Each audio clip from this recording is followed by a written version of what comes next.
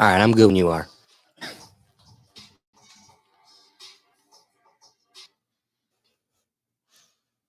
Hey, what's going on, everybody? And thanks for joining us again. We are live. It's another beautiful Tuesday here in September. Our souls were crushed here in Cleveland, and somehow we're trudging through the wreckage. We're not even going to talk about it. Getting to the topics of the day, today we're discussing, are you selling your soul so you can get a Dave's Hot and Juicy for 1 cent at Wendy's? Also, are we being microwaved by our smartphones? Lastly, are we living the communist goals of 1963? And if we're lucky, if we got the time, I want to take a look back at an era when a Cleveland Brown balanced their career with being a professor in mathematics. Boy, how times have changed. Now, I just want to say, the best thing you could do to support the show as we go through it is share this link. We want you involved. That's the whole purpose of the live episode. So please head on into the comments as we get our dialogue rolling, because me and Don want to bring you in. But that being said, let me introduce my special guest for today, Don Lloyd. Thank you so much for joining me, my friend. Hey everybody, I'm Don Lloyd. Nice to be here, Alex. I appreciate the invite. So I am just a little quick thing about me. I am a former recovering leftist or liberal, I guess you could call myself. I actually voted for Bill Clinton on purpose. There's a picture of me in college with Clinton for president written on my dorm room wall. So, but I converted over 26 years ago in 1997, which is actually the exact year that I made my wife the luckiest woman on the planet. So, got that going for me. Anyway, let's turn it over to our producer smashing the buttons, Brian Semall. What's up, people? How's it going? Yeah, don't forget to get your epic pass. I'll see you on the slopes. Back to you, Grgat. Love it. Hit the graphic. Yes, sir. We're going to remember this one of these weeks. And it is right here. Got it. Pull the cursor up. There you go. It's a little technical difficulty. Hey, we're getting through it. Now, let's get to the main topic of the day. Kicking it off, Wendy's 1 cent cheeseburger may have a hidden cost. So through the week, September 18th to the 22nd, Wendy's is going to be offering for National Cheeseburger Day a 1 cent junior bacon cheeseburger. So it really isn't even saving you that much. Now, this 1 cent cheeseburger is only available at participating U.S. locations and must be redeemed in the Wendy's app or website. The policy agreement to use the Wendy's app or website is where you agree to provide personal identifiers such as name, address, phone number, email address, birthday, and other personal characteristics. You also agree to provide your records, such as your credit card information and your purchase history, and the tendencies that tend to come with that.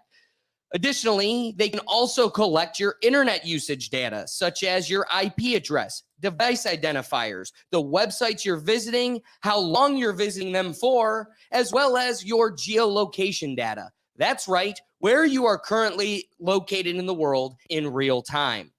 And of course, they can use this information in whichever way they want. Quote, to operate their services, to understand their customers better, sharing with the government officials upon verified request. They may sell or share the information for compensation. Shocker. And may disclose to other entities or parties as they see fit. Finally, they can make changes to this policy anytime they want. You are the product.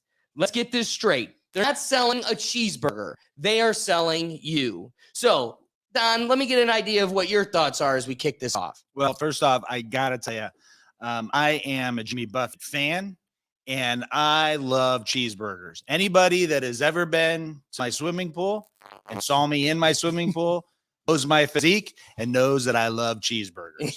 All right? I will happily pay you Tuesday for a hamburger today. Generally, I don't consider Wendy's to be burgers, but if that's what they're going to call them, it's, you know, it's just, I like to go to a local restaurant and get a good fancy $15 cheeseburger. That's what I like to do. But I'm a cheeseburger eating, light beer drinking kind of guy. But what I think about this is we're having this conversation about 5 years too late.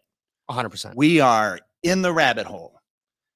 Today, I went to Giant Eagle to pick up a couple things, and I do my card thing with them, and so I can get discounts on gas, and they track everything that I buy. They can tell that information. They could tell the government or my doctor what I buy, like the medicines I buy, the alcohol that I buy, the anything. Well, and again, think about how many places have gone totally cashless. So you go to a sporting event, a concert, really anything, even fairs, they are actually turning down legal tender. Yeah. Because they want you to sign up for an app or some sort of avenue to where, Venmo, you get to have all this free, easy access to money exchange, but we're bending you over for all of your information. I'm honestly surprised we haven't seen any class action lawsuits on this yet, because it says so right on our money. Legal tender for all that's public and private. So turning it down is illegal. Yeah, I think you really could make that argument. So the Ohio High School Association during the China virus lockdowns, when they brought back sports, they switched over to you could only buy on the internet, buy your tickets to get to games on the internet. That's all you could do. And when they did that, of course, the buyer had to pay the fee because the school wasn't paying the fee and the Ohio High School Association wasn't paying the fee. Finally, this year, it was decided that the fee is paid for by you can choose to buy your tickets online or you can pay cash. So we need some what do we got, Brian? I don't know how to pronounce this name. CBASKAUSKAS. Okay, the person. Yeah, they wanted a live shout out just to confirm that we are actually live. We're live to whoever they are. All right, I'm gonna call his last name God bless you because we can't speak it. or Mr. His first letter was C. Mr. C. How's that sound? That's right, and we're live. So again, now let's get you in on the dialogue. Back to what you were talking about, though. Very interesting point. And one of the things that kind of leaves me at I don't know, discontent is when it comes to these social media platforms. I was singing to the heavens for the fear of what was coming for the longest time. Like you said, we're late. And one of the things that we experienced was total cooperation between social media companies and government for one major reason, that being right now, this is the wild, wild west. And it's totally unfettered law. There's nothing here dictating how we need to behave and telling us what our restrictions and limits are. So we can pretty much operate in a limitless fashion if we cooperate with the government. And we don't want them talking in Congress and special interest meetings, bringing up any dialogue about even considering limiting us. So how do we do that? We become an extension of the government. Now, that's the social media companies. Then comes this cryptocurrency craze. And yeah, Bitcoin. And I know you have family that has that were among the many that kind of carried the torch for that. Yeah, and I never understood. I don't even get the premise of it. Right? I don't get it. It's great to have a decentralized system outside of the government. Sure. At the same time, though, the second you start creating something like that and it becomes popular, guess what they do? They become highly invested in commandeering and taking control of that. Well, of course. And so they want taxes paid on that money. Right. Of course. So the scary thing here is we just keep giving it over. And the reality of it is it's all for what cost? What benefit are we getting from this? Ease, comfort, simplicity.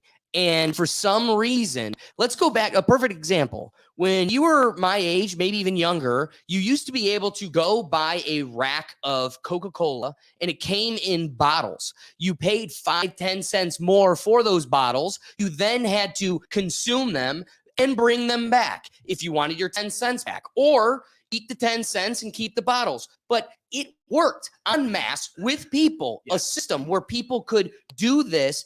And unfortunately, like iPhones, people aren't willing to pay that little extra bit, so slaves ain't creating it. It'd be nice if we were willing to take a little bit of discomfort or lose a little bit of the ease so we could keep the, I don't know, security in a tender, a bill in my grandma's got a stack of bills in her couch. Well, guess what? You want to have reliance on the fact that that system will never bottom out. And yeah, no, that's just a piece of paper now. It means nothing. Yeah. It's true. You know, I want to talk about the bottles because you just struck me with memory. My mom, when I broke a bottle, used to make me pay her the 10 cents. Oh, so it was, you know, I guess it would be called my stupid tax for being stupid. But you know, the other thing about that is we were actually truly recycling then. We don't recycle now. Right. Most of this stuff ends up in trash heaps, or we sell it to China, or we sell it to Europe, and it goes to the Indian Ocean somewhere. Exactly. So exactly. yeah. But now here's another thing though. I'm a business owner. Okay. I own a swimming pool servicing company, and I send my invoices to my customers electronically.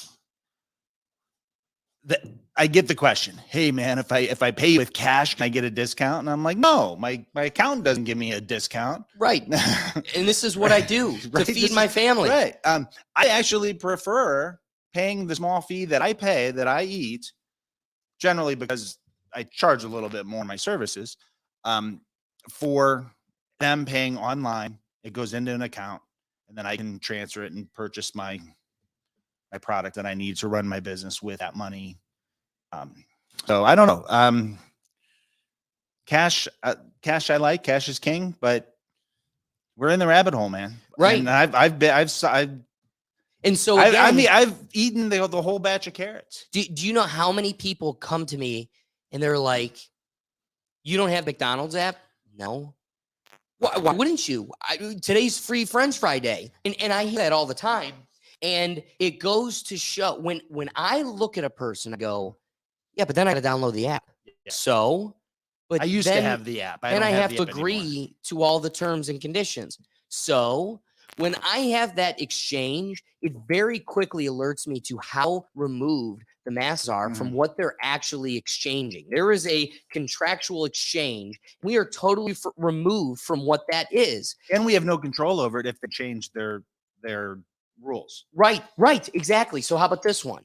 And I do think a good attorney, hint, hint, wink, wink, somebody that's willing to work hard enough, could succeed on this refutation. However, the perfect example is if you look at, there's a South Park episode it's about the human centipede.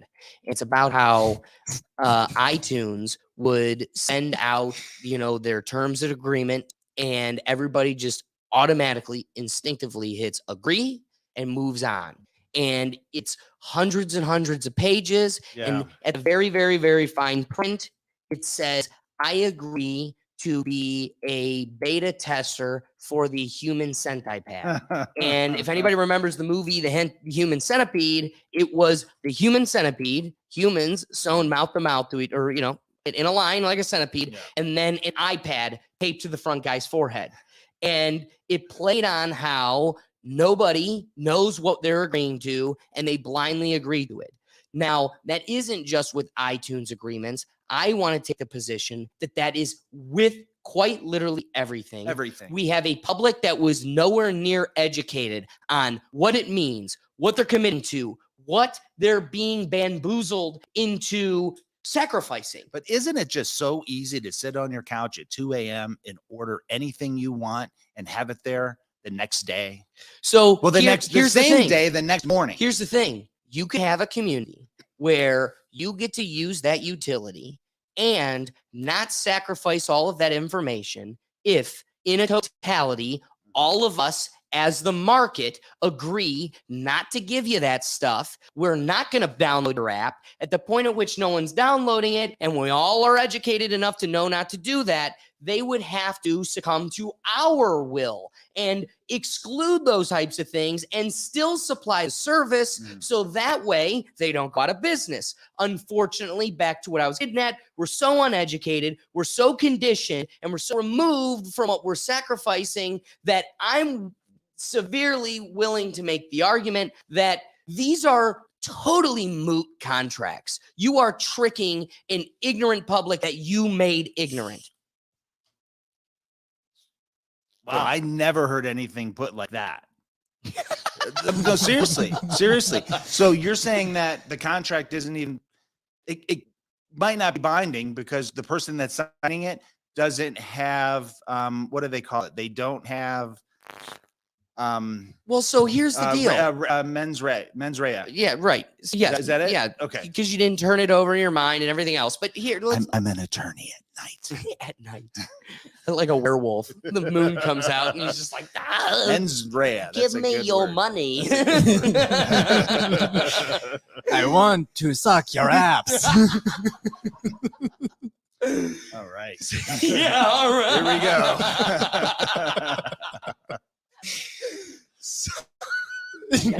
Too far?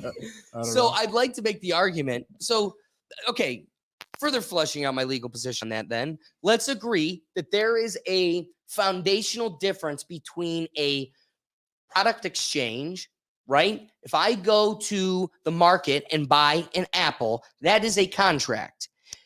When I lease a vehicle for 3 years at X amount insurance, at interest rate of X, all of these things, that is a substantially different contract. There's so many more facets of that contract, and it's not a basic product exchange. Both of them are contracts. I would like to make the legal distinction that they are substantially different. I think it would be unfair for you to expect because again, they're not conscious to it. You're not going, hey, you're making a contract that can bite you in the butt. The only person that's telling the public that and trying to educate them of that is South Park in 2008. So not only have we been removed from that education for another 20, 15 years, but also this is substantially different. And you're an unsuspecting citizen who's just trying to buy an apple, right? I'm just trying to get this product so I can go live tomorrow, here tomorrow. Amazon gives me that. We don't have the wherewithal to know to shop around and wait a week and a half for the company that's not going to steal this. Well, we've also been, I don't know if the word's brainwashed, but we've been conditioned to believe that Amazon is going to be the best price as well. And one of the biggest reasons for that is because of time. Can I double down on a bigger point that not a lot of people know about? Amazon has an unfair monopoly because why is there a public delusion that they are cheaper? In many ways they can be, because they are able to give us our packages at a cheaper shipping rate than any other company. Sure, exactly. In the game of capitalism. Yes. We want to live in a world where I, Mr. Monopoly with the eyeglass, can also compete with Jeff Bezos, grab my own lemonade stand, put it out front, and start shipping packages for you too.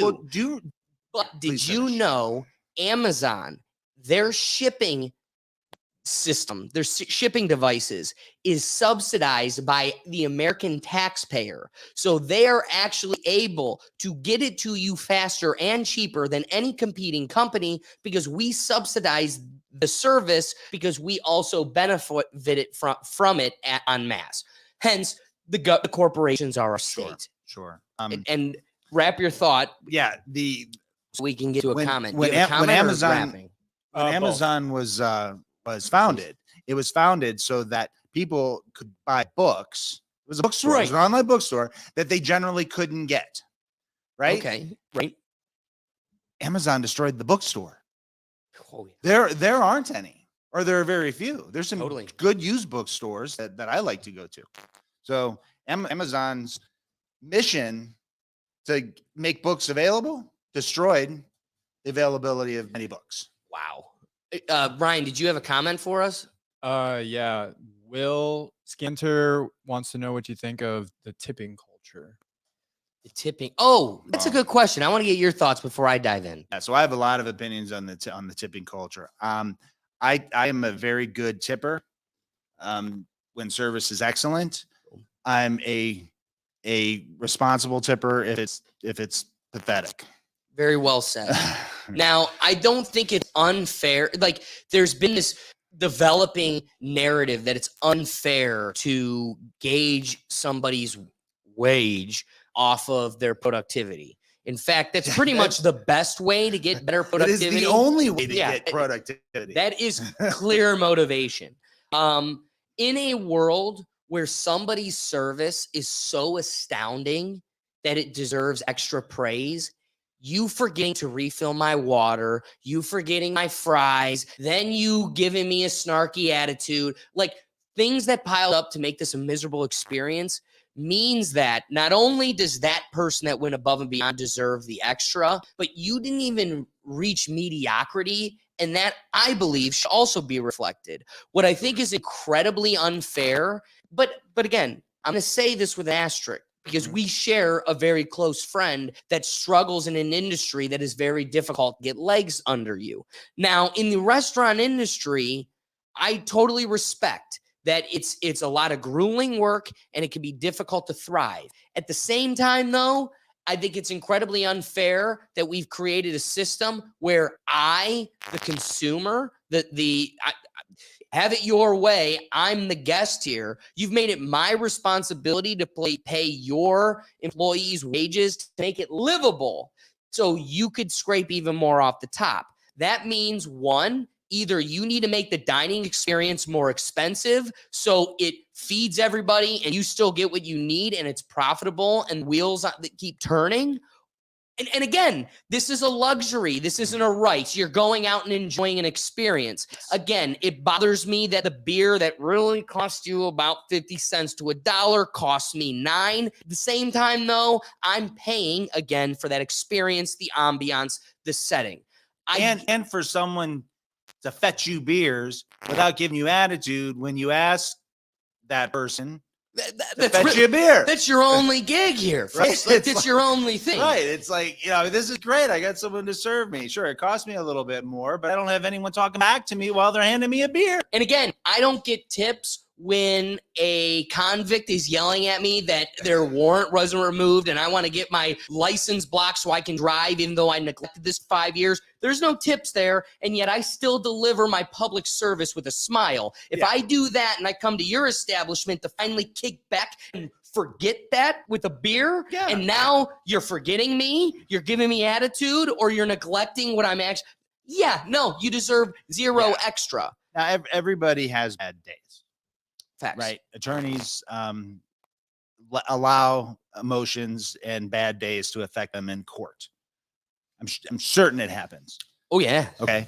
And so do servers at restaurants. One of the things I learned having 4 kids, because for us going to dinner was an extremely expensive thing. And it was a special thing when we took the kids to dinner, 4 of them. And normally we would be looked at by the servers as, hey, this is going to be a rough time. So I would always preclude problems with them. I'd say, okay, listen, all you got to do is keep their drink filled. We're going to be extremely patient and we're going to pick up all the food off the floor before we leave. I'm not kidding. We would Don rolled in with monsters. No, they were wonderful kids. They were very well behaved, and they said, "Can I please have this?" And we'd get served well. See, just by doing that. Is that just in sheer because rolling deep in numbers? Because I've never heard of that precursor before. Once you have a bad experience, then you try to figure out, okay, why could this have been a bad experience? But if that server... And were you under the impression it was because your party was too large? Maybe. Or because they threw a ranch-covered carrot at the waitress? No, they never did that either. But it was, I'm just trying to feel out what's the purpose. What level did it get to? Kids spill stuff, and keep their drinks filled. Facts. Just do that. I suck down so much water that truly is a thing Yeah. for me. Like, just keep my water full. Keep it full. And if you let them know, hey, we're gonna have a great time and you're gonna make money. You in can this neglect 40 minutes, you're gonna make money. Just do these little simple things. And I don't get mad at a waitress if the dinner is bad. It's not their fault. You can't. If your steak's cold, that's not. They're just bringing it to you. Yeah, that's right. But again, I'm okay with you neglecting refilling a new bourbon because in the end, that's only going to affect your tip. You're just making the bill cheaper. My only concern again is my family makes fun of it too. I suck down water. So if you just keep that, Phil. Brian, you had something. Anything you wanted to add? I mean, I worked in the service industry for 12 years. So, God bless you, man. Yeah. That's both cooking, busboy, waiter, the whole nine. Every position, even landscaper out in the fields. But do greatly appreciate the people that came in and requested for me and tipped out very well. I don't know. It put me through college, and it definitely made my day whenever someone like went above and beyond to just be like asking me about my stuff, because like that was the whole thing about like being the server, being the bartender. Like you're trying to get a feel for what these people are going through and trying to not get as much money as you can out of them, but just. While you got the camera on you, I got a quick question though. Wouldn't you agree that somebody coming in asking for you specifically, you having such an impression on people, wouldn't that also be a symptom to, I would say, your above and beyond productivity? Like, again, if you're outshadowing all the other people around you, but also their other experiences at other establishments, that would go to indicate you would deserve extra reward, or you went above and beyond to get that compensation. And very well said. And going back to your other points, just like taking care of your people and they'll take care of you, even if you're just a one-time shopper. I think it goes a long way of just spreading the love. I love it. Now let's face it, a good hardworking bartender or server can, at the age of 23, can pull in 55,000 a year, and not have to claim all of that on their taxes if they're even doing it right. Right. Wink, wink. Of course, I would never recommend that. Never pay the IRS. That's right. Give to the establishment. Pay your fair share. But those guys work hard. And those guys and gals work hard. They do. They work very hard. And they have bad days. And let's take care of them, because at the end of the day, they're there to, I'm trying not to sound like a male chauvinist pig here. They're there to fetch me my sandwich and my beers. That's why they're there. And if they do a good job, I'm so glad I refrained. I was so close to following his statement with, those positions are the lifeblood of America. Right. I don't want to be misogynist, but give me my sandwich. Well, the lifeblood. Seriously. I mean, and if they do a good job at it, I'm gonna tip them. Yeah, I agree. And so if they suck at it, I'm still gonna tip them. For the sake of William, let's get to, because he brings up the point, because there is like a legit debate, dialogue, internet fight here. I don't think it's legit. People get upset if your average, like, just mediocrity tip is 15%. The internet has decided that the minimum has to be 20. My question is, what are your thoughts on that? I tip 20 and then plus for better service or special occasions. And if they are inferior, do you go down at all? I've done some 15% for people that just bad attitudes and see, good for Don. Don's rolling deep. Some of these people, here's the thing: I could walk in, and if they know who I am, and I'm a complete radical right-wing nut job, and a lot of people in the service industry are leftists, and if they hear my conversations that I'm having at the table, they may give me worse service. That's true. It's true. I have to concede where my shortcomings are. My dad is as frugal as it gets. He lives in the old world where it's 15%. And if you go above and beyond, it's 20%. And him and Never my 25. Oh, sure. But Okay. yeah, I'll be on. No. You 20, know what? I mean, I'm going to be 25 is a big critical of tip. him. Really? No. Really, no. I mean, yes, but not when we go to Ruth Chris, Oh, like, yeah. like that's built into the tab and it's 20 and it's going to stay 20. But like he still does really hit a waitress if they're that bad. And so my sister and I, now that the culture has changed, we sometimes kind of grit our teeth when we're like, Sure. dude, you really can't give 15 anymore if it's just mediocre. You should be giving 20. And, if it's really bad, start whittling down from there. I don't go to bad restaurants. That's the other thing. Well, at the same time, though, what we do like to do, like one of the things I was going to comment when you made the reference, you're like, well, I go in and people know who I am, or I like them knowing who I am, and it creates a better dining experience. Yes. Totally agree. But on the balance to that, we don't have, like, as a family, we don't have a restaurant like Creekside that's just like our spot we go to and people know us. Simo, you had the restaurant you were working at, Pat D's, that your whole family, everybody knew everybody, and everybody kind of lived there and grew up together. We don't really have anything like that because our culture was we try so many different places and we'll drive 45 minutes just to go to a different restaurant. Sometimes that results in, we're never going back. In those instances, if it's just not good, mm-hmm. I could sometimes, that what I've been conditioned with, maybe the 15. I never really go beneath that unless you're like an absolute suck job. I did once at Chi-Chi's.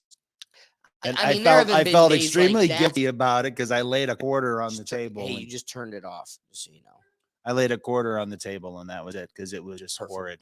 It was, and Chi-Chi's ended up going out of business. So exactly, I was right. Those were I agree. I remember all those experiences were the worst. They had bad waiters and waitresses and the whole staff. It's so hard to hire people nowadays, especially nowadays. I stopped at Chipotle, end of last week. It might have been a Thursday, and at Chipotle, I walked in at about 1:30 thinking I'd just catch some lunch because the line's always long. And there was a sign on the door that just read temporarily closed. So I walked in and because I saw workers there and they told me, hey, we don't have staff. So we're not working until 4. And thought it was nuts. And that's an increasing problem. At Chipotle. And take something like the court where we're not going to be able to, I'm driving out of a McDonald's drive-through and for their midnight shift, they're willing to pay people like $20 an hour minimum. And it's like, how are we as a court supposed to compete with that? Like we can't. So we can't get people. They can't get people. Nobody wants to work. That's a topic for another day. In conclusion, what's crazy is we had a culture many, many years ago, not reading the fine print, downloading apps for free cheeseburgers with no regard to what may come down the pipe. And here we are decades later, a decade later, many, many years with conditioning, and we still have not changed that behavior, and we set ourselves up for fail. Rabbit hole, man. Rabbit hole. There's nothing we can do about it now. I agree. Nothing. Brian, any wrapping thoughts? Any other wrapping comments? Tip your servers. Tip your servers. And because those bus boys and the bus people, the dishwashers, they share in those tips as well, believe it or not, at many restaurants. Oh yeah. At the restaurants where my kids work, they do. That's right. All right. So next subject. Are we being microwaved by our smartphones? France temporarily bans the sale of iPhone 12s, claiming that it emits too much electromagnetic radiation. And other countries now look to do the same. Germany and Belgium are planning on following suit, while Spain and Italy want to continue to investigate, but will be planning to hold out. While it is said that these levels of radiation still possess no health risk, Apple has disputed the findings and says that the device complies with regulations. France claims that their tests show that the iPhone 12 exceeded European radiation limits by 40%. And according to Bloomberg reports, Apple allegedly, quote, advised its tech support team not to provide any information when consumers ask about radiation risk.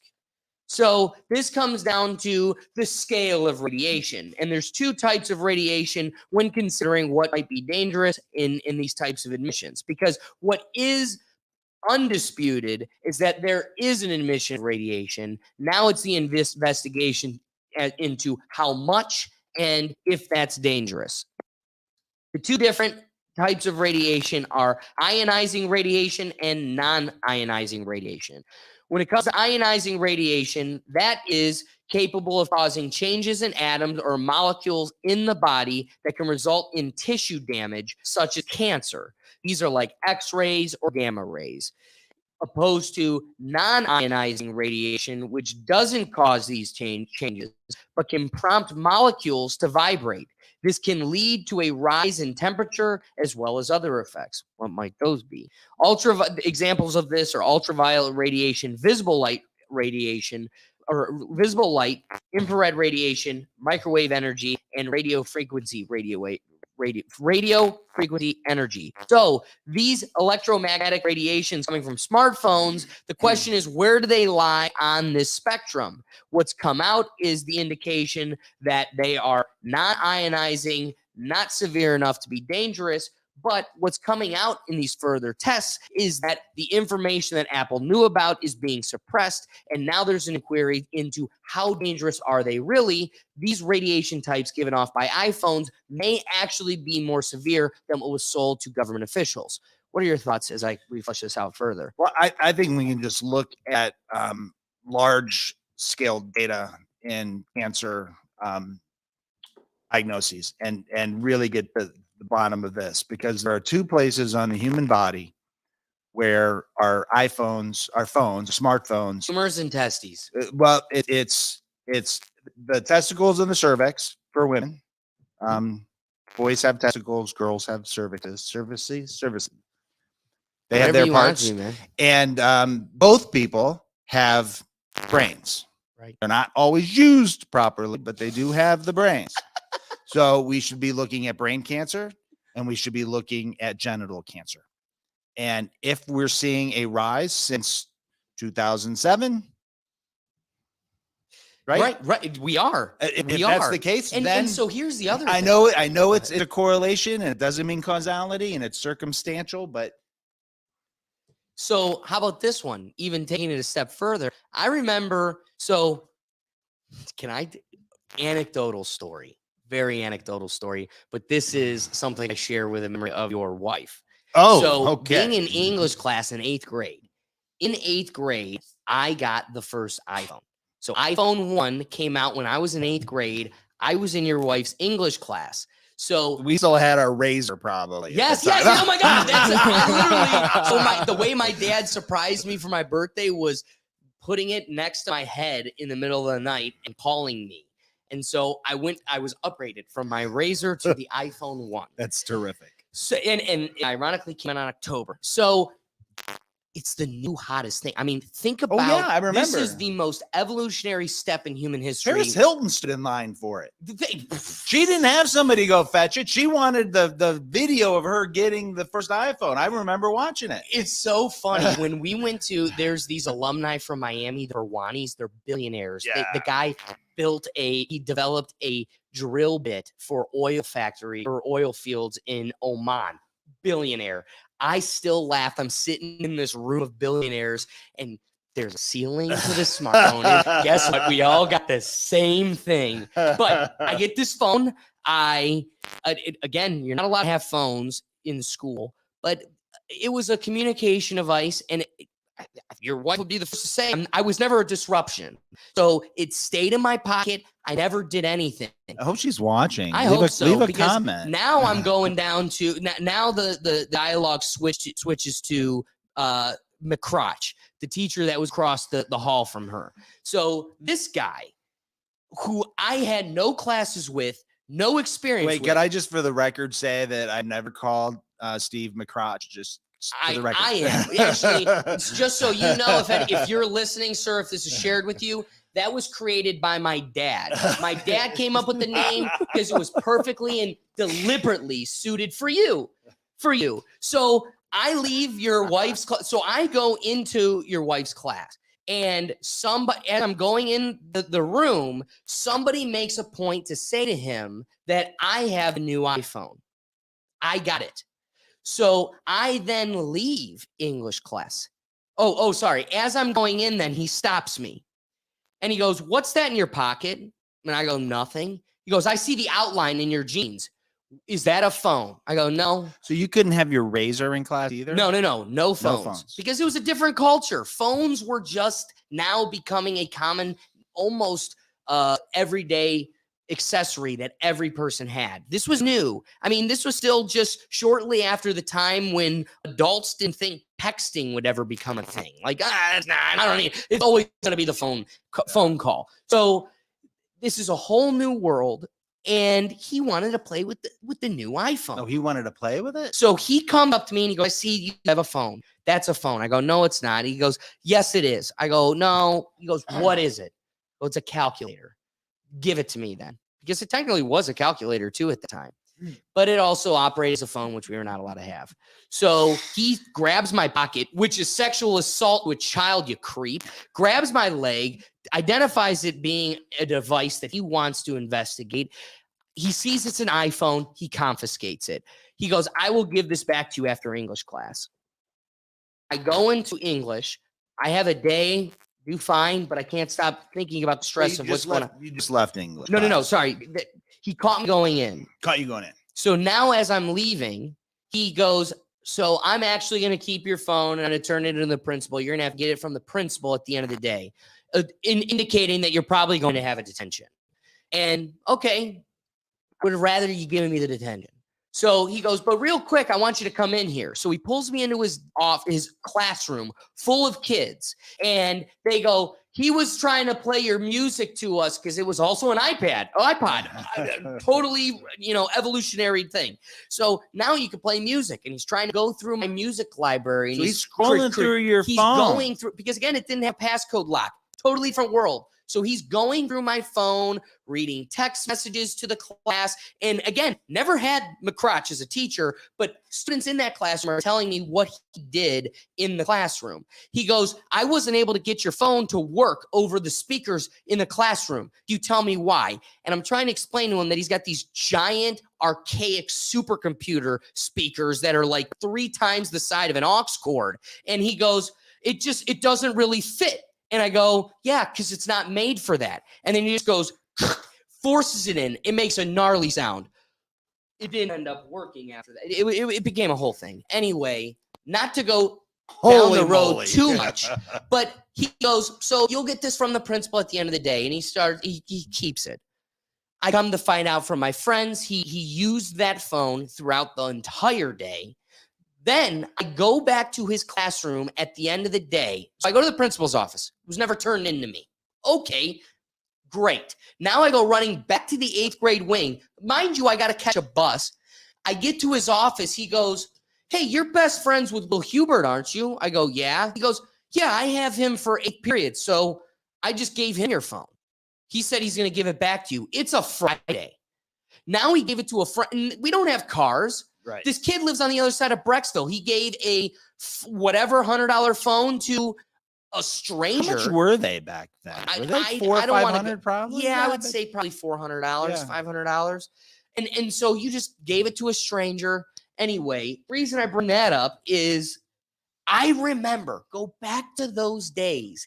It was a crazy conspiracy theory and just said murmurs and whispers under their voices. But there were mild indications that you were microwaving your balls. They were like, you keep them in your pocket, and there's studies that are coming out, also being discredited or suppressed. But it was a dialogue, a debate on the onslaught of the smartphone, and so quickly was muted and completely erased from everybody's minds. It doesn't even exist anymore. Well, I think I hope everybody understands that scientific studies the result is already known. it's based on who's paying for the study. That's really what it is. And to me, it seems like there's some logic behind this, especially with the rise in cancer in the genitals and brain. Totally. And there's no question about it. Exactly. And again, bringing the science back into it, this declaration of ionizing radiation versus non-ionizing, that is strictly a sliding scale. And the only thing that makes it non-ionizing is that we haven't found it to be dangerous yet. We're acknowledging it's radiation. It exists and is there. We haven't found it to be harmful yet. So that means I would assume, in the spirit of science development, experimenting and growing, that I would imagine X-rays and gamma rays would probably consider under the veil of non-ionizing, non-dangerous until, guess what? We are microwaving our nurses as we try to find out what's wrong with your femur. Why aren't I think I know why we're not hearing any stories like this out of China, because they control everything and they need the money. The United States is where Apple is based, and there's money here for us as well. And if we lost Apple, that would suck. But then it's also all of the other phone companies that are based out of here that are manufactured in China and in Japan. And I don't know. I use the speaker and I keep it away from my head. I never put the phone in my head. Brilliant. I do. I need to start doing that. But unfortunately, now that I think about it, when I'm driving, I do set it between my legs. How about this one? So it's charging, because then I won't lose it. I love that you bring that up, because I didn't write this down, but one of the things I took away from my reading was that in regards to radiation, it's more severe to go hands-free through your car than in any other form. Really? Whatever. So it must amplify it or create other radiation through. I mean, it's coming out that Bluetooth might end up being dangerous for us. So we don't know what we're doing. Well, and all those Bluetooth, the headsets that people used to have, and now they have the AirPods. We call them PairPods at my house. It's a little nod to iCarly. I want to go cheers to John Estacio, my buddy that I used to do Rethink Solutions with. He does health and wellness and kind of like more old type lost medicine and Western or the lack of Western medicine. One of the things he educated me on was the suppressed, documented technology behind the AirPods that emits a wavelength that has a negative impact not only on our eardrum, but is in many ways kind of doing a light microwaving of our brains. But again, I was bringing you into the dialogue. I want to get everybody in. But one of the things I was breaking my neck over this morning, I was not about to. I almost died last night in just severe pain watching our family just watching the Browns just was pain, freaking pain. I could not go to work today without my AirPods. It was horrible. I texted my brothers and asked them if they wanted to come over and take turns using my AR-15 to shoot my TV. Right? Yeah. So no matter, we were up late. I'm having a place of misery, and there's no world I'm going to be able to go through a casual day of work without being able to just escape the misery of the day with my AirPods. And if you were to look at me and go, yeah, back to like even the 1-cent cheeseburger. Yeah, you're microwaving yourself just a little bit, but you get the convenience of hands-free. I could take a call. I mean, there's so much convenience with it. You take the bad with the good. I do want to say one thing, just an observation. Generally, Pittsburgh Steelers fans are the worst human beings when they're Steelers fans. When they're not being Steelers fans, they're wonderful people, right? I'm sure they love their children. They dress them in those really ugly jerseys, which really is. I'd rather them just put a boy in a dress. Yeah, it's true. So, It's true. They were actually genuinely respectful about Yes. the injury Ugh. and toward Browns fans, because I think the Steelers recognize a couple things. One, they're not that good. And they beat us. And they beat us after we lost our 2-star corners and our running back, and that eliminated the run, and our quarterback couldn't. Our quarterback sucks. If he has the right things there, if he can establish the run and throw the ball. Elijah Moore is such a stud. I mean, what a dark horse. Yeah, If you yeah. can't make it happen with him, I agree. Anyway, Steelers fans, I gave them some props today just because of that. I'll start hating you again tomorrow. right. But again, back to like the smartphone side of the thing. When it comes to Brian, you trying to indicate? Oh, all right. I didn't know if you had. Do you want to? So Producer extraordinaire has an idea.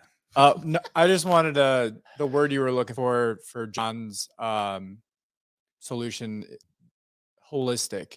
Yes. Holistic approach. Yes, he focuses on the holistic approach, and in lieu of that, the more you dig, the more you realize that there's a lot more affecting your health, happiness, and well-being that you don't even think about.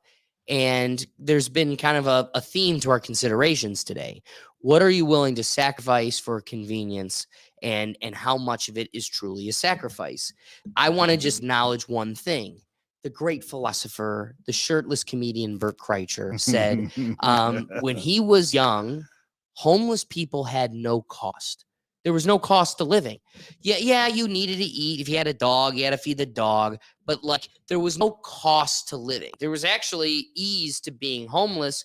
You could, anything you got today, got to go to whatever you wanted to, drugs or food, whatever, because there was no cost, period. Dog kept you warm at night. Sure. Today, there is a base cost to living, even for a homeless person. You can't even exist without this one cost, and that is a phone payment. There is not a human being They get an Obama phone? No.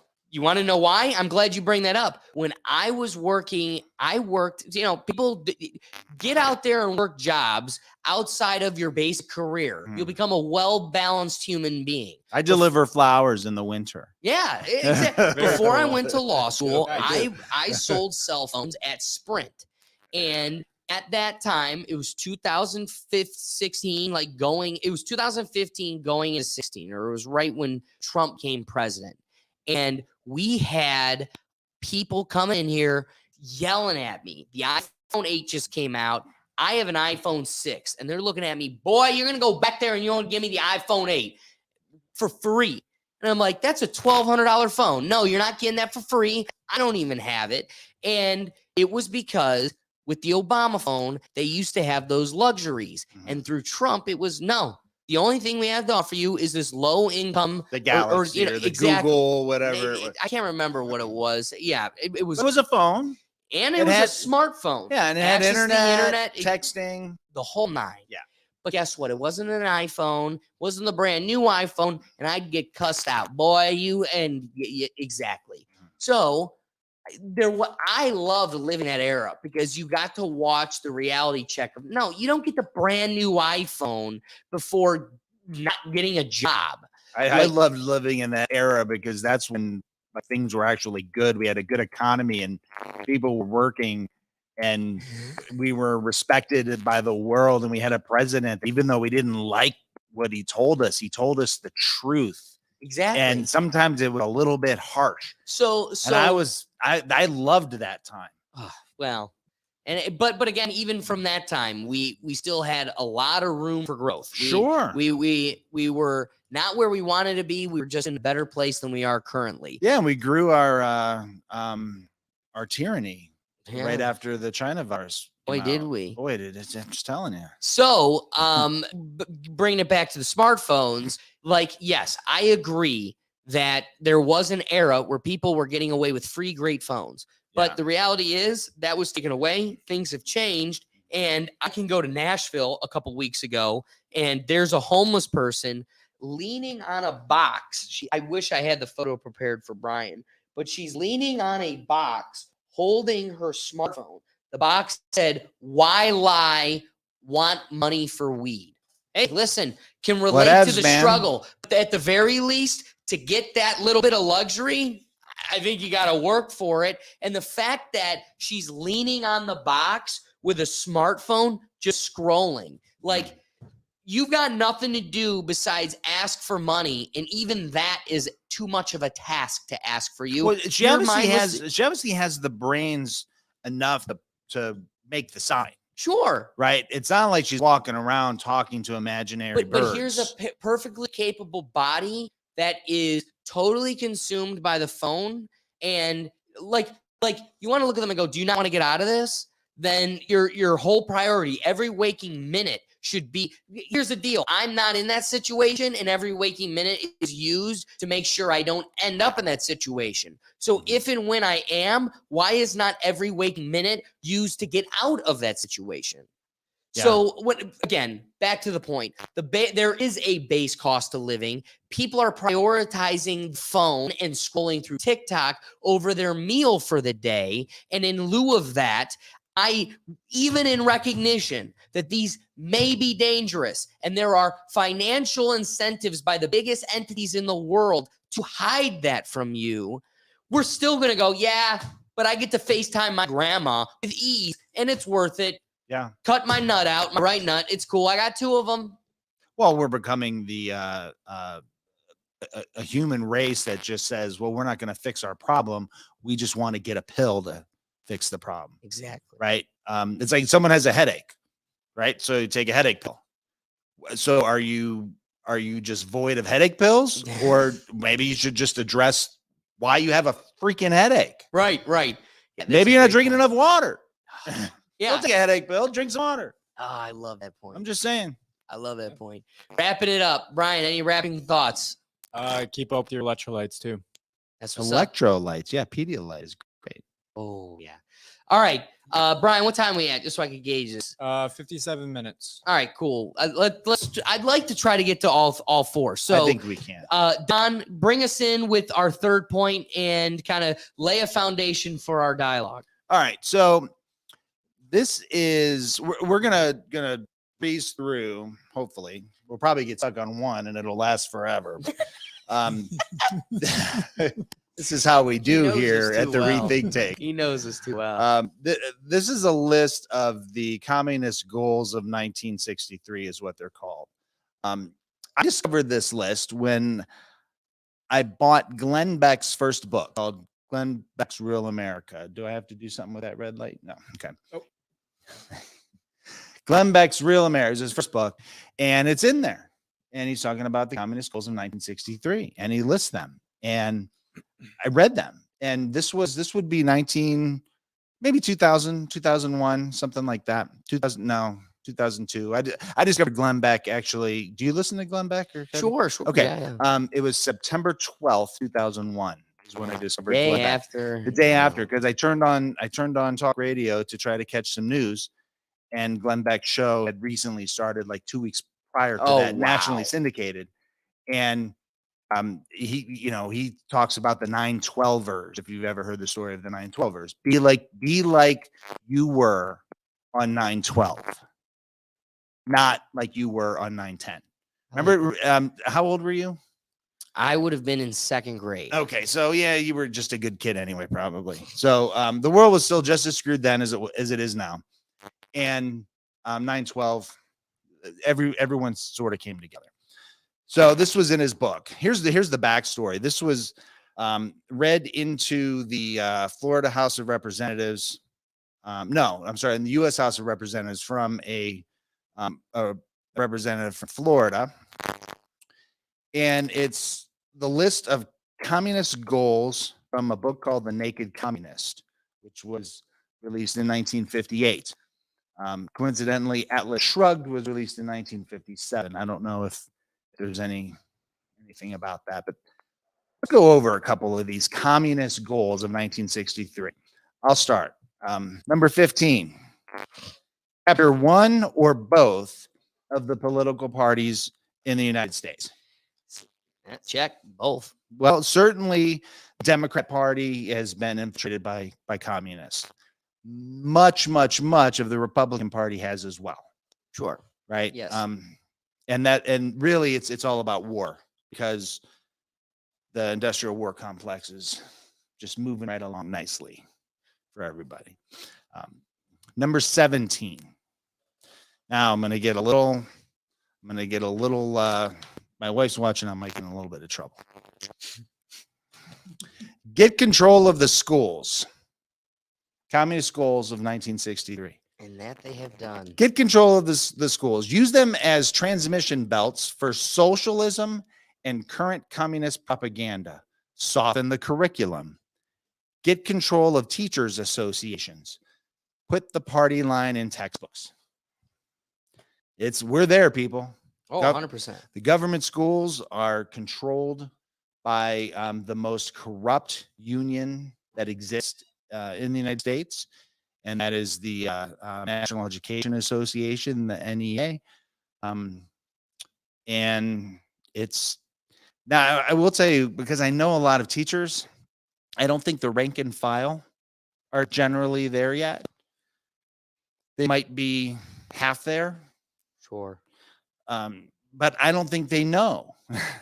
That's the other thing. Like I think there are people that just think that socialism and communism is just being good to people. It's being nice to people. It's doing good things for people, and they don't understand what comes from it. Well, so let me, if you don't mind, I'll Yeah. interject here. So you gave this list, and kind of the way you had posed it to me and the way the article presented it is that you have these list of, 45 different 45. goals of the Communist Party for taking over a system and infiltrating it. So, you go through the list, and of course, at first, it seems exactly what you're looking for. U.S. acceptance of coexistence and as an alternative to atomic war. It's like, yeah, God bless. Not only do I not want, the hills have eyes, radiative people that were just wiped away, but also it's pretty good to compel other people to coexist and tolerate. Don't accept, don't need to love, but tolerate. You can tolerate all the people around you. Yes. That's a pretty cool goal. Yes. So, and we can try to undermine their political systems as well, because if people think we're not interfering in foreign elections, you're crazy. We are interfering with every foreign election. We're so good at it there that the Democrat Party figured out how to do it here. Oh God, dude, grab his Yemen and twist it. So let's go to going through the list even further. Yeah. You were talking about 15s. Well, the thing that stands out to me the most, talking about acting well at an Applebee's, is the nuclear family. And so you look at like the 20s, 23, 24, control all art critics and directors of art museums. Our plan is to promote ugliness, repulsive, meaningless art.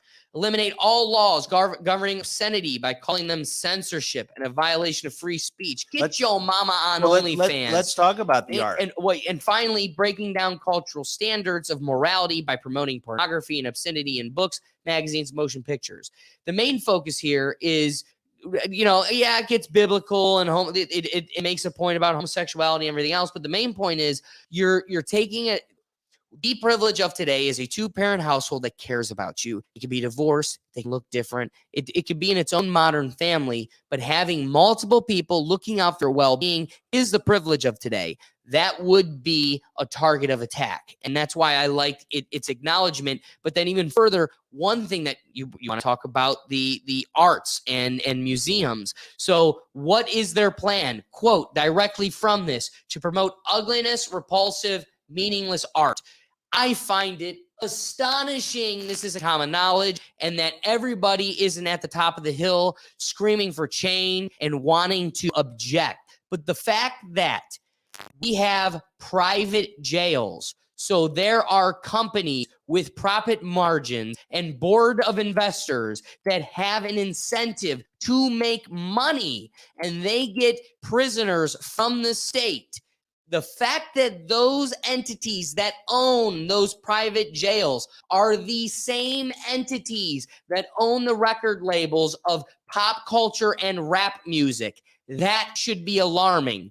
I wouldn't be surprised if I did enough digging, you would find it in country music and such, but they aren't promoting drugs, crime, sex, those things that create a culture Killing that cops, puts you in jail. killing cops, beating women. But you know, let's not have the that Christmas song that was banned. Remember that Christmas song? Right. Brian, do you know what we're talking about? Baby, it's cold Baby, outside. it's cold outside. That's it. Yep. Yeah. So, but so 23 control art critics, meaning repulsive, meaningless. Real quick, I just want to acknowledge. Funny thing. Please tell me you've seen the comedian. Oh, of course I have. They banned "Baby It's Cold Outside," but they'll let their daughter listen the to same WAP. year as WH. I don't know if anyone saw this, and maybe our producer extraordinaire can pull it up. There's a $150,000 piece of art that is a banana peel hanging on a wall by a piece of duct tape. Have you also seen That is called art. If you say just banana art on the wall, $150,000. While he's bringing it up, though, have you also seen there was a piece in Italy sold for I think at least a couple million of nothing? Just literally was a pedestal with nothing in it. That was the art. But here Brian's bringing up that banana. Look at this thing. So it's literally a banana duct tape to a wall. Yeah, there it is. That's it right there. It's a banana duct tape to a wall. So what were you saying about it? Well, that's considered art now. Like some moron paid $150,000 for that. And it's going to go into so far the museum that it's going into is undisclosed, but it's going to go into a museum. So what do you draw upon that degradation of art? I just think it's what the communists wanted. Why? Because how do they benefit from that? Ugliness, repulsive, meaningless art. Because when we have the art like the beautiful landscapes, something that takes a long time to paint, develop, coordinate. What did Ronald Reagan talked about the shining city on a hill, right? Remember that? I mean, Sure. that's a piece of art that you can see in your mind, and that's what America is supposed to be and stand for. That beacon for everybody who wants to become an American can, and you just have to be a good person. Sure. Right? So number 26, present homosexuality, degeneracy, promiscuity as normal, natural, and healthy. Man, we went there. So the Weimar Republic is the government that's prior to Nazis coming to power. Okay. Germany was falling into this rough place to be for families because it was just degeneracy, right, in the cities, the big cities. And Hitler, in a big part, was just a response of, we're going to return the motherland to this beautiful place and all this stuff. And quietly, I think, the people that helped Hitler rise to power wanted to get back to having just some rules, sure, and some morality. And unfortunately, they also didn't necessarily pay attention to their hatred for Jews and Catholics and homosexuals and gypsies, because all of those people were put on trains and led to their death. Eliminate prayer or any phase of religious expression in the schools on the ground that it violates the principle of separation of church and state. Yes, before there is no such thing. I'm sorry, it just triggered. I love talking to an attorney about this. What was your point before we move on to this subject? What was the point you were drawing upon with gay people? It's the promiscuity behind it. Sure. you have gay people who get married and adopt kids and have a family, and they do. It's a wonderful thing. Right. It's like my nuclear family at home. And totally. Right. So, the communists looked at homosexuality as just bad. Interesting. They did. It's just really because even though they had no God, they looked at it as bad because they thought that it brought around degeneracy, promiscuity. But I thought you just said they want that and they're promoting it in art. They want to use it as a way to collapse the United States and get the rise of a dictator the same way it happened in Germany in the 30s. But the reason they promote homosexuality, degeneracy, and promiscuity, Normal, natural, and healthy. right, doing that is not because they found it to be a problem they wanted to avoid. They wanted to promote it because they found it to be a problem that assisted. It assisted with the collapse. It Right. would assist with the collapse of the culture. So again, now Right. being the liberal voice in the room, let me push back on that. Why is that the case? Love is love. And are you saying that these people have an inability to raise a family just as well as someone else? And No, they do. They have every ability to raise a family. We're getting into the now where America is going into is the transgender side of things. Yes, with perfect. children. Yep. Not with adults. Well, so no, really, the point that we The want to problem is draw the children. upon is that it's a sliding scale. Yeah. It starts with a man and a man raising a daughter Mhm. to be a strong family. Yeah. I think you and I would both agree that's not only possible, but worth defending. Sure. At the same time, the reason it's worth fighting for if you want to degrade society is because you can use that as a wedge to be a slippery slope that leads to more things like, did you see in Europe somewhere? I can't remember where. I literally just saw it this week. They had a sit-in where a whole village of people who identified as dogs sat in the middle of the roads and demanded to be treated as dogs. They only communicated by bark. Real quick, Brian, we got somebody in the comments. What's up? Yeah, Ricky joined a little bit late. Ricky! He's eyeing up that bottle of Angel's Envy. Yes, I am Ooh. too. Tell him I'm chasing it down with some delicious Miller Lite. None of that gay here. Hey, I never drank Bud Light, right? Maybe in college or after college I did, but I discovered Miller Lite really early in my stages of beer drinking, and I think it's terrific. If Miller Lite did what Bud Light did, I would not have had. I'd still buy Miller Lite because I like how Miller Lite tastes. Oh, really? Yeah, I don't Really? No one tells me what to do. Even a tranny. No. I mean, it's just is Vote what with it your is. views, vote with your dollars. That's my Yeah, position. on it. yeah, you can vote with your dollars, and I mean, it doesn't change the taste of Miller Lite. What's Ricky got? He's laughing. Oh, He's good. dying good. over here. That's Well, he's what's- probably saying, "What are you drinking, Miller Lite and Angels Envy Rye?" Yeah, for?" right. Like That's what he's trash saying. and He's like, great. seriously. Angels Envy rye on top of it. Like, yeah. Well, Ricky, I appreciate you joining us. One of the things that I want to point out towards the bottom of this list is the attack on the American culture and kind of Can you give making me a it. number.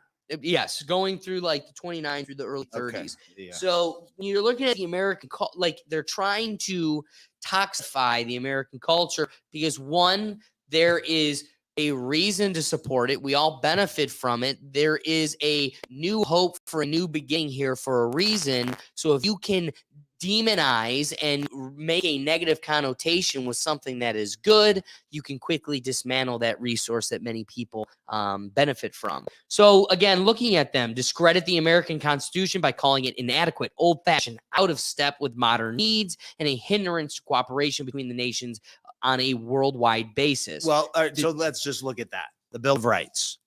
Leftists, for some reason, hate the Bill of Rights.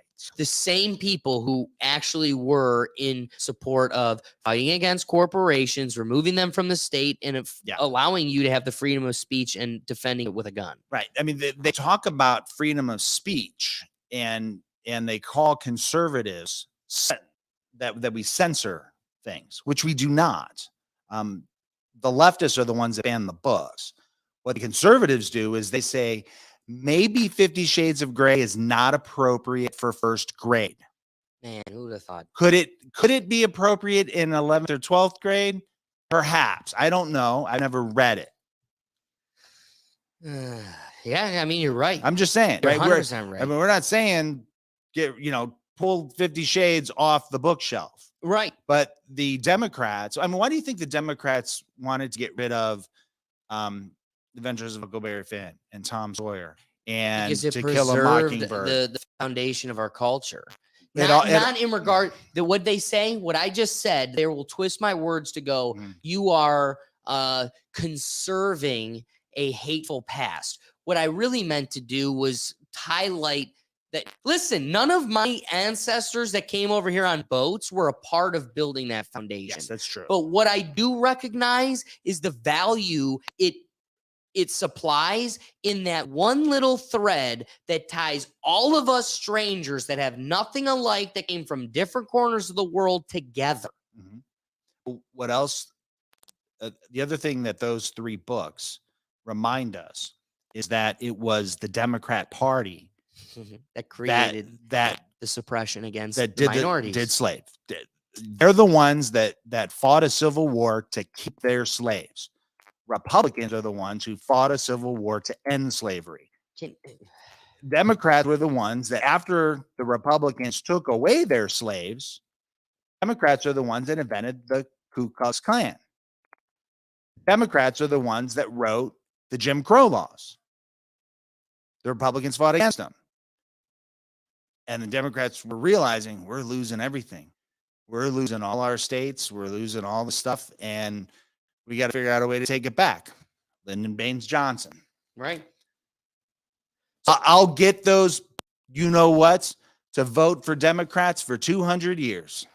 And they did. And they did, because LBJ pretty much was following this list by destroying the nuclear family with his again, legislation. so moving on to the attack on the American culture, they go on further to say that we need to discredit the American founding fathers, presenting them as selfish aristocrats who had no concern for the common man, and then furthermore to belittle all forms of American culture and discourage the teaching of American history on the ground that it was only a minor part of the big picture. Give more emphasis to Russian history since the communists took over. Yeah. We haven't really seen the Russian aspect of it yet, because that's still a really good scapegoat for media attention and propaganda. They do teach Marxism in its own, and they also teach the emergence of Europe, of the European nations, big time in universities and in high school. And but think about them saying that American history is not part of the big picture. right?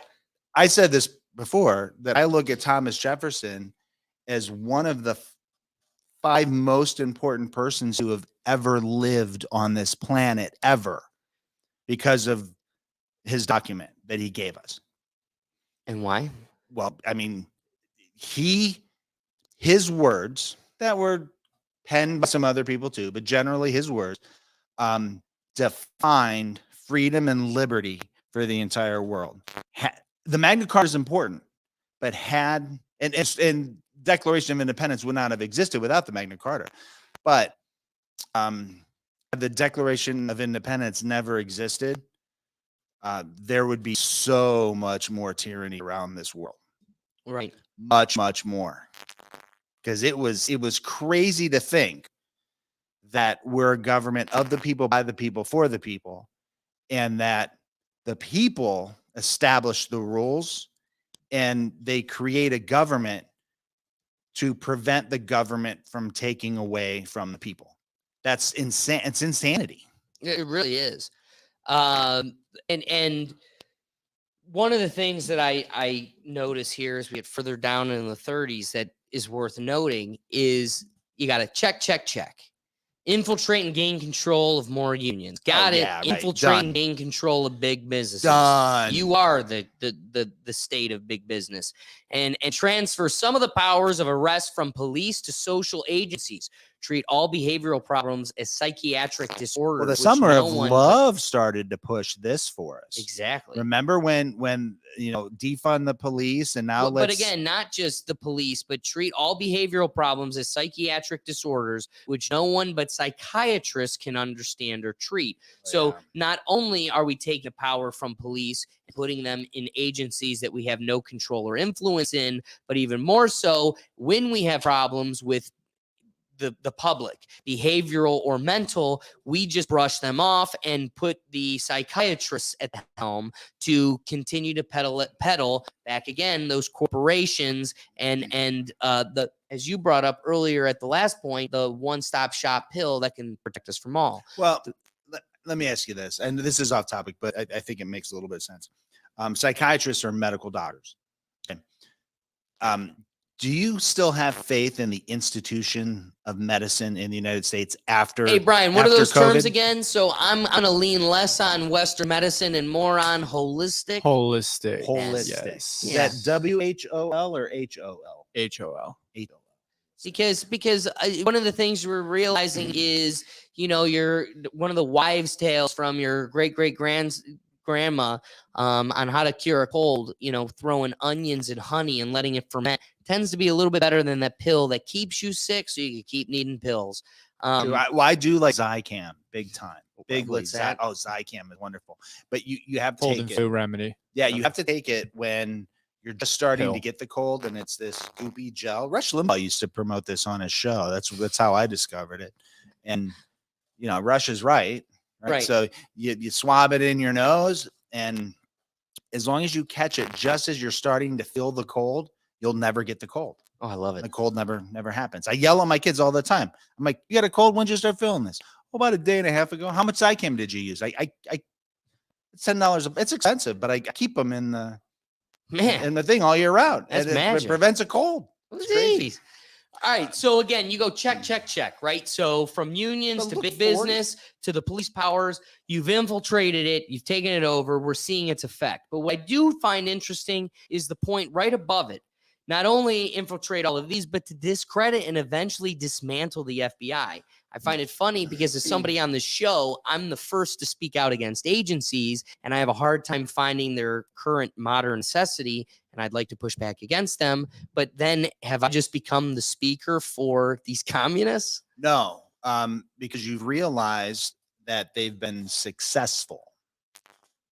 That's what's I'm gonna happened. leave you guys to take just 5 minutes as you finish this. All right. I should have brought my guitar with me.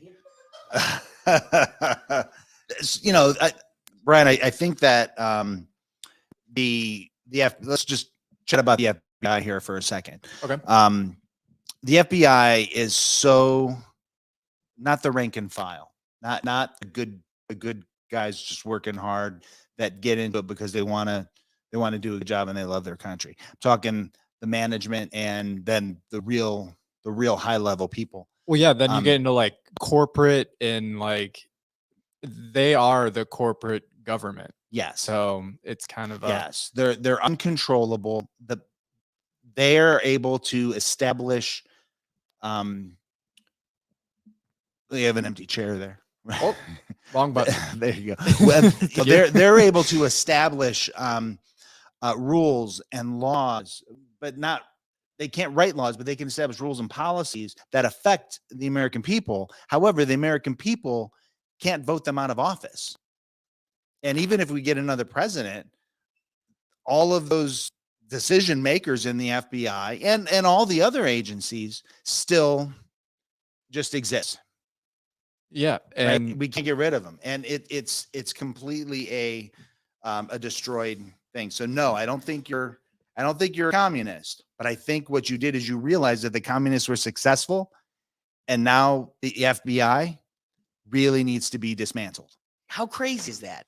And here's the thing. We very much benefit from the different facets affecting us in the law outside of our 3 checks and balances.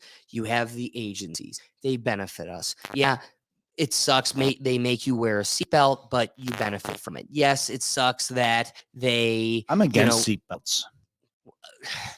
not to go down tangents, I but wear it good because again, because it's safer. there's a safety to it. And yes, I'm giving up a little bit of my freedom, but I also see the benefit that this agency brings about us. Same like, I can't just sell apple pies. I need to be approved by an agency, but there's also some assurance that if I buy anything that I'm going to consume, it's more likely than not, it's not going to kill me because I have trust in this agency. However, we do agree that there are some licenses and certifications that are unnecessary and are being used to keep people out of business. Totally. I mean, that's with any. I mean, look at being an attorney. I keep on balance with it's crazy that you're telling me I have freedom, but the person I trust more than anything, my father, can't represent me in a court of law. The person I trust, bar none, because he doesn't have the license. Yeah, that's bullshit. At the same time, though, we got to agree that who's better at being a grifter and a swindler than attorneys? There are people that have no wherewithal that could easily swindle a layman because they speak well or they present themselves well. And this is a way of at least standardizing it to such a degree that the public aren't victims en masse to just a well-spoken, cunning attorney. Sure. So, but at the same time, I don't like that I can't just grab a fishing pole and jump and go to the lake, but it pays for the benefits of preserving all these lakes across America. So it's a balance. It's very true. So what about, this is something that Washington, D.C. has put into place. In order to be a decorator in Washington, D.C., you go into an office, you decorate an office, you decorate a house. There's a word for it. It escapes me. I think it's flowing with the angels right now. An interior designer, interior decorator. Yeah, that's what it is. You're exactly right. In Washington, D.C., in order to become an interior decorator, you have to have a license. And it's extremely difficult to get the license. And they only award it to certain people because the interior decorator lobby lobbied so that there could be a limited number. It's the same thing with taxi service. Now those medallions cost, $1 million.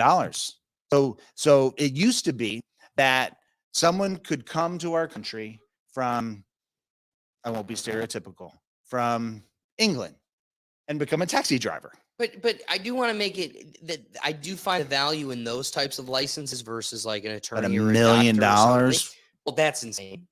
But I want to say there's a value to the state monitoring those licenses, because when you talk about interior designing, I keep that on balance with real estate. Or again, like you made that. What was the third one you had brought up just now? I'm sorry, it escapes me. You did an interior designer and then medallion and a taxi driver. Yeah, we're talking about 3 occupations now that personally I would make the claim don't necessarily require the most education or prerequisite practice or exercise. How about an African immigrant, a female African immigrant who is very good at doing African braiding of hair, of women's hair? She needs to get in New York City. She is immensely qualified to do this job, but has to pay enormous fees in order to be able to do it in New York City. Not because of that she can't do it, but because they want to keep people out. Exactly, because Mr. Paul Mitchell would not have the demand he needs in the middle of Times Square. So I'm not a big fan of licenses in many cases. I could get behind that. I don't have to have a license to operate a swimming pool business. I don't have to have a license to operate a swimming pool business. I have to have insurance, because you'd be a moron if you didn't. If I screw something up, I have insurance, but I study, I get certifications. Just because it stood out to me. 42. Okay. Create the impression that violence and insurrection are legitimate aspects of the American tradition. that students and special interest groups should rise up and use, quote, united force to solve economic, political, and social problems.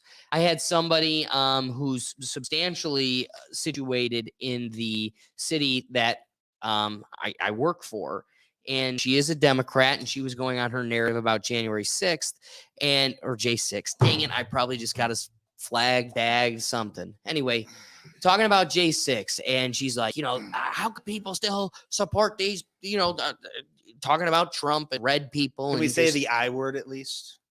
Insurrection? Yes. Yeah. Say that I mean, we're going to. I said it. The communists wanted it, so I called it out when I pulled Rule 42. But anyway, she brings it up and she goes, I can't believe people just still throw their head in the sand when it comes to this. And I go, and it speaks so much to the willful ignorance. Willful ignorance. Thank you very much. Now, again, I will admit that it could be one of two things. It could be willful ignorance and you're choosing to ignore.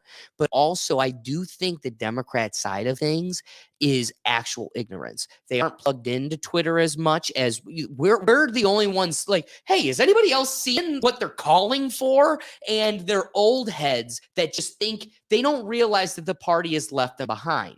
So when I'm talking to this person, she's talking about J6. You believe he's crazy? And I go, yeah.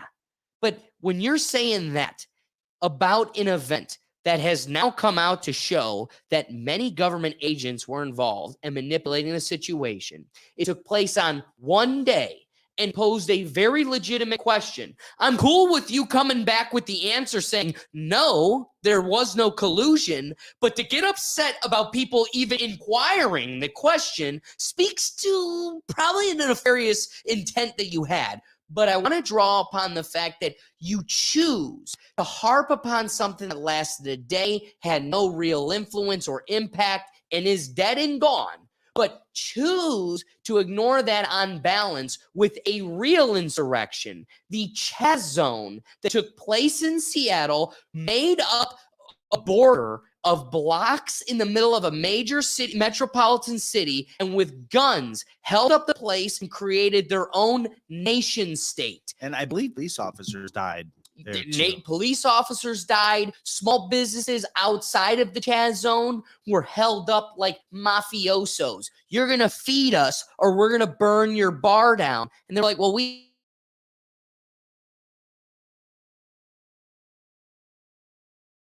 our people. That was the Chaz Zone. Yeah. So what I love is we have people that are passionately standing against the insurrection. However, it doesn't even exist in their lexicon or their wherewithal that the Chaz Zone existed, let alone continues to exist. So back to the point. Create an impression. I've got a comment. You will. Create an impression that violence and insurrection are legitimate aspects of American tradition. Not only have they created this impression, but they continue to perpetuate it by only addressing situations that are gone dead and really weren't violent by your neighbor, maybe violent by the state, but not your neighbor, and totally ignoring and allowing those to forget during the Summer of Love when they were throwing bar stools through Starbucks, that yes, there was an even greater insurrection that we not only ignored, but kind of perpetuated. Yeah. Okay. So anyone who believes that that day during the first month of the year on the 6th in 2022, right? 2020. That was the changing of the presidents. No, it would have been 21. 2020. The election was in 20. You're right. So January 6th of J6 2021 in the year of our Lord, AD. People, that ain't an insurrection. That's not an insurrection. I'm telling you right now, there's probably going to be an insurrection. And it's not going to look like that. It's not going to have peaceful people. It's not going to have people without guns. It's not going to have people who aren't smashing stuff up. I'm It's telling not you. going to be guided by local police. It will not be with a president that says, go peacefully and quietly to the Capitol and make your voices heard, okay? It's not going to be that at all. That is not an insurrection. That day was not an insurrection at all. Those guys were walking around and Capitol Police were saying, look at the pretty art on the wall. Oh, you want to go sit in the seat and wrap the gavel? You should take a picture on Santiago Cortez's get a office. picture for you because that's what they did. Oh, and then they killed shot the girl. Yeah. Ashley Babbitt. They murdered her. Yeah. And he got an interview. And he laughed during the interview. Wow. This, not an insurrection at all. But I will tell you what is an insurrection. The communists of BLM and the fascists of Antifa. Oh. Because here's the reality. Leftists changed the meaning of words. They created a new definition of insurrection. And apparently it means a peaceful protest. You know, like 2 weeks ago, Democrats went in and actually held an insurrection in the Capitol? Yeah. Or how about, remember those trans people did the same thing? Yeah, and then the whole Kavanaugh thing, and then what's his name? Schumer? We're coming after you, Kavanaugh. Yeah. We're coming to get you. You better watch it. Oh, you know, holding a bloody version of the president's head, you know, that's not a... So BLM, communist, Antifa, fascist. They changed the words. Yeah. Because I say it, they're fascist. No, they're called anti-fascist. No, because that's what they want you to think. Right. They changed the meaning of words. Green means something. 100%. We got a comment. What's up, Brian? Oh yeah, Ricky is loving that Trump around J6. I thought it sounded. It was more like Mr. Garrett. Garrison. Yeah. Because Trump would have said, "Okay," would have done something like that. Okay. So wrapping the segment, we're marching down the road to exactly what was predicted in 1963 in regards to goals for bringing us to a communist nation. We're marching down that road with a big smile on our face, and I can't wait to give everything that I make to the state so they can profit and then disseminate it on my behalf. Let's move to one final wrapping topic because I think it'll bring a fun dialogue to a very interesting perspective to football, sports, and where we're at today. I'm going to pull out my phone for this one in case I need to duck go something. Okay. I don't Google. I duck go. I want you to check out it. I was using DuckDuckGo for a while, and they have become equally censored as Google. No, if you read about it, really? they cater their search results now as well. Oh my god. Yeah, they sold out. And I like Rumble, but the problem is like you watch Hey. 5 seconds, you get a commercial. Cheers. 5 more seconds, you get a commercial. I want to say cheers to Don for reminding me. I am asking you, the audience member, to help us achieve this mission. We're going live on so many different platforms. I think 6 of them today, and we have slots for 2. We have slots for 2 more.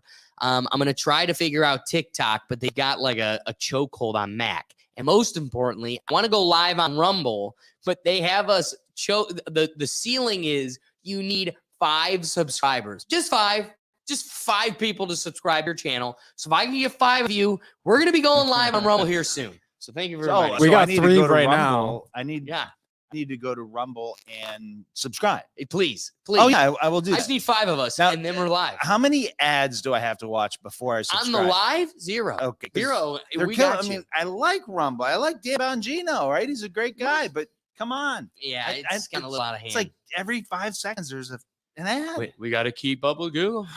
All right, so let me give you this story.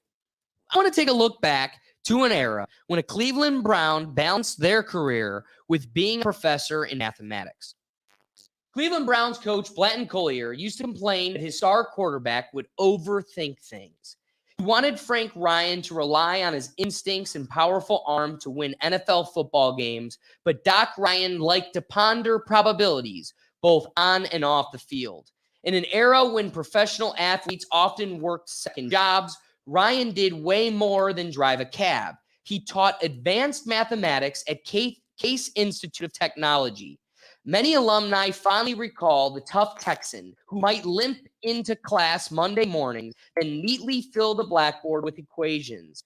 Sports writers called him Doctor, poking fun at his PhD, but Ryan took it in stride. He once answered a question about a windy game on a lakefront by discussing Bernoulli's principle. A physics major at Rice Institute, Ryan continued his studies in the NFL. A trade brought him to Cleveland in 1962, and he was soon the starting quarterback. As a player, he was sensational. Ryan led the league in touchdown passes in 1964 and 66 and remains one of the NFL's all-time leaders in yard per completion at 14.7. Most notably, he was the last Browns quarterback to win an NFL championship in 1964. 6 months later, Rice University awarded him his doctorate in mathematics. Ryan joined the Case faculty as an assistant professor in 1967, the year he made his third Pro Bowl. He taught advanced math electives to juniors, seniors, and graduate students who knew better than to ask about football. The Browns traded him in 1971, but he remained on the Case faculty through 1974. Devoted to mathematics his entire career, Ryan retired as a vice president and professor of mathematics at Rice University, and he currently lives with his wife Joan in Vermont. What's fascinating about this is an era when, one, you weren't paid enough to be bawling out. Deshaun Watson really was a prick in my side because we did a good job beating the Bengals. And it was 8 days between that and your next game. And guess what? We know you're not going to the Super Bowl. We're not expecting much of you except for one. Your Super Bowl is to beat the Steelers. That's the only thing I ask of you. And in between them, you're allowed to have a birthday. I get it. Have a birthday. What you don't need to be doing is posting on your Instagram, bawling out with rappers, popping bottles, and spending all this money and being distracted from the game. Again, be allowed to do that, but have the wherewithal to know not to share it. So I find it fascinating that there is not a single retarded clown in the NFL that could teach mathematics to a fourth grader, let alone an actual mathematic student in a college university. So I find it fascinating that, one, they weren't getting paid enough to make a career of this alone. You had to balance it. As the article indicates, many of them balancing it with like being a cab driver or a bartender. And this guy had the wherewithal to be so proficient. He was a mathematics professor and thrived at the job while he did it. Totally on balance. What are your thoughts keeping that on balance of what we're dealing with today? Well, I'm going to drink a toast to the last man who won us an NFL championship. Cheers to that. Cheers to that. Because boy, I hope I get one before I die. Yeah, good luck. Been saying that for a long time. 26 years old when he came to Cleveland, and he had a PhD then. So he was. Wow. So he was not only an accomplished athlete. Now, there's a big difference between the athletes of 19. What year was it? 60. So what you're looking at around 64? 62 is when he came to Cleveland. Okay, so 64 is when he kind of infiltrated. 67 and stuff is when he got involved with the case. Okay, so you know, I gotta address the Watson and the please. I have a son who's a very good athlete, and he played football and he was very good at it. His body wasn't the right size for it, and so that's why he stopped playing football. During his youth football career, I had him surrounded by very good coaches, really good coaches, including an NFL coach that became a friend of mine. And yeah, I was lamenting over the Browns and how awful they were, and as he was, that this coach was. And the coach said, Don, you have to understand something. It is extremely difficult to win an NFL football game. It's extremely difficult. It is nearly impossible to win an NFL football game on the road. Triple that if it's Monday night in Pittsburgh. We don't So- win in Pittsburgh. So I get that. generally we don't. Okay. But are you Now- going to also now, make the argument that he looked good? there were moments where he did look good. Then there were moments where he just looked freaking stupid. He pushed a ref. How did they and- look on balance? Because to me, I think I will admit I saw one pass to Elijah Moore that was so threaded. The accuracy that we were said to plan for Deshaun showed its head. There were a But, couple. but There were a let's couple. agree. You're a little too old and you're a little too expensive to not know how to stiff arm, right? When you're grabbing face masks, Yeah, it shouldn't 2 though, series in a so row. open hand on We're the face talking mask is okay, but $300 he was million kind of pulling basics. this. You shouldn't be doing that, of course. So that is what it is. I don't know. Maybe he drank But too that's much. everything. Maybe We're he drank. talking Maybe he was 2 just, interceptions, 2 face masks. I mean, at what point do we go, yeah. You are way too expensive to be acting like this, my no, son. that's true. Yeah. So a lot of it is there is some behavior issues. Let's also because- agree, Nick Chubb is paid crumbs to him. I'd be willing to pay $2 more on anything Browns for the rest of my life, from a jersey to a ticket, to know that guy who will never touch a field again, but Ever, is the greatest ever. Browns player to ever put on the jersey in my lifetime. in your lifetime. I want to watch him be taken care of by us Yeah, till the I day agree. he I dies. agree. Yeah. So in that world, when you're Yeah. keeping him on balance with somebody as full of class as Nick Chubb, because God bless Nick Chubb. I can't say that enough. The greatest thing to happen to me in my sports life, that guy kept his nose down and worked. He was an idol and a good role model for children. for kids. Are no you going question. to ever say the same thing for the entity that Oh, of single-handedly course not. costed us the Washington. most? No, of course not. Of course So not. so No, again, of course not. Nick Chubb may be popping bottles for his birthday.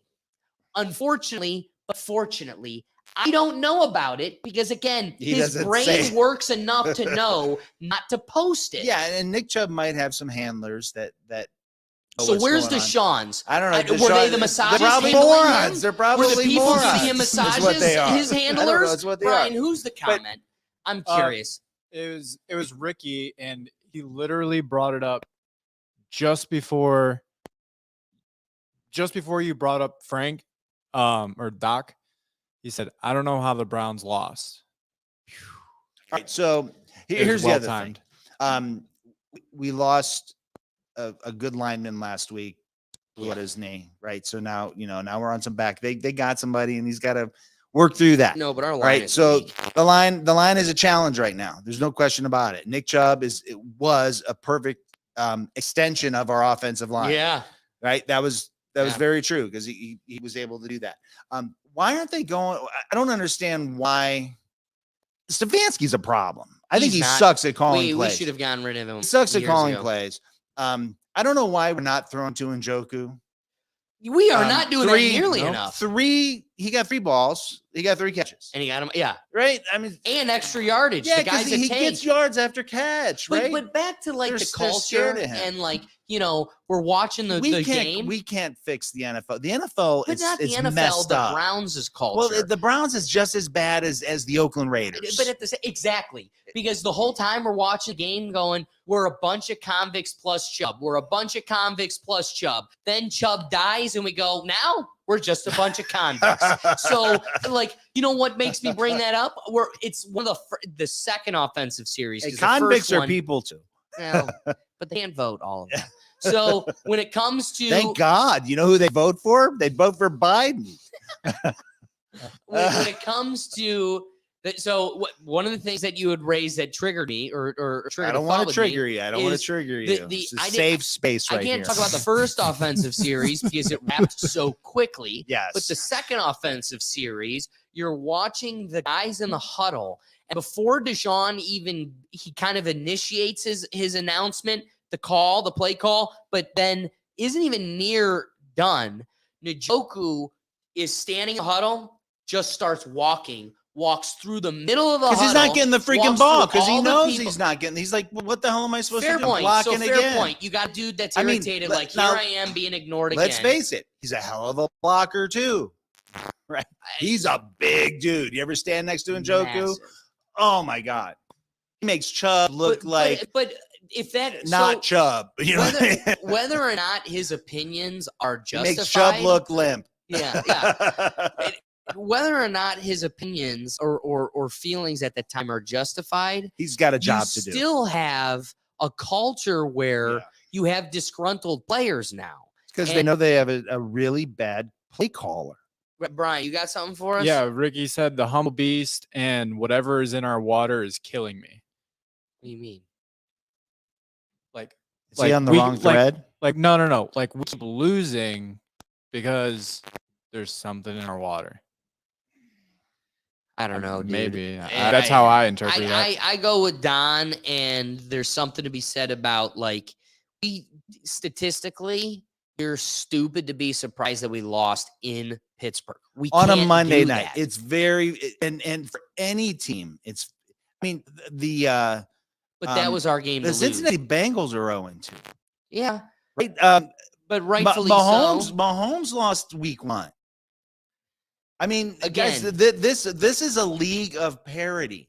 And then when you lose your starting O-line where that is not wonderful to begin with, and then you lose the best running back in the league, and then you lose two of your starting corners. Kenny Pickett, who's not a great quarterback, the Steelers not a great team. Kenny Pickett is not a great quarterback. He's going to be able to nitpick rookies all day long Sure. because he's in his second season. Right. Right. So, our replacements that I don't even know who went in for. I didn't even recognize their names for Newsom and Ward. So those corners are so important. The Browns. And again, our defense didn't do that bad. They didn't. No, 14 they didn't. of those points were scored by our offense. Yeah. Deshaun Watson. How many touchdowns did Deshaun Watson score for the Steelers? Again, he's scoop and score and the pick six. right. So again, I doubled 12 down points right there. He was a huge impact on Yeah. our loss, if not the impact. What, Losing Chubb was wasn't also a piece. wasn't of that first pick six a all though? Yeah. Yes. So Yep. So our wide receivers, they got to catch the freaking ball. Well, I'm- but a tipped ball, you got to read the field. I know, but the receivers got to catch. It was that tight end, Bryant. Bryant. He fumbled or he tipped the ball twice at the beginning of the game. And the first one was the pick six, and the second one was just like, why didn't So you yeah, again, well, there was catch that? almost Then if that's another the case, interception. fool me once, who on what, shame on who, fool me what, dude, who's playing the? You who's don't get calling these fooled plays? again. Yeah, exactly. George Bush. Who's You who's don't calling get these fooled plays again. to do this twice, right? Like you're neglecting Njoku, but you're putting us in a position of vulnerability. Kevin? twice. So Mike Tomlin, who's the Steelers head coach, manages the game. Not Doesn't No. call plays. Now he might say, "Hey, listen, I think I wanna see we could this. really this will work right I here, want to run especially if you around the see, left. if you see this defense, then I want you to run this play." But other than that, he's managing the game. Exactly. He's talking to the refs. He's managing his coaches, making sure everybody has everything they need, and he's that's what he does. Stefanski can't do that because he's trying to call plays because that's an ego. Calling plays is an ego thing. That's Exactly. all it is, Yeah. right? If you want to be a play caller, be an offensive coordinator, not a head coach. Can I take it a step further? Super hot take. My position is I think Stefanski's a little bit autistic. If you've ever watched him, How many vaccines has he had? We should ask him. Let's find out. Robert Can we Kennedy, get an maybe, impression? But when you watch him in the locker room after a victory, because that's the only time you see these. When we win, and he's in the locker room trying to like corral the troops and hype up some passion. It's so deflated. It stands out to me every time. And you're almost like, dude, you don't know how to talk to people. You're not just the same. It's field but every time. you know, Yeah. I think something your son would very much resonate with is something that separates football from any of the other sports. Sometimes you catch it in wrestling, sure, but like definitely what's a pivotal piece to football, watch Remember the Titans, like a It's story like that movie. is what makes football so special. Is your coach sometimes becomes a stand-in father figure. It becomes a familiar relationship, not just with the leadership, but all of your brothers on that team beside you.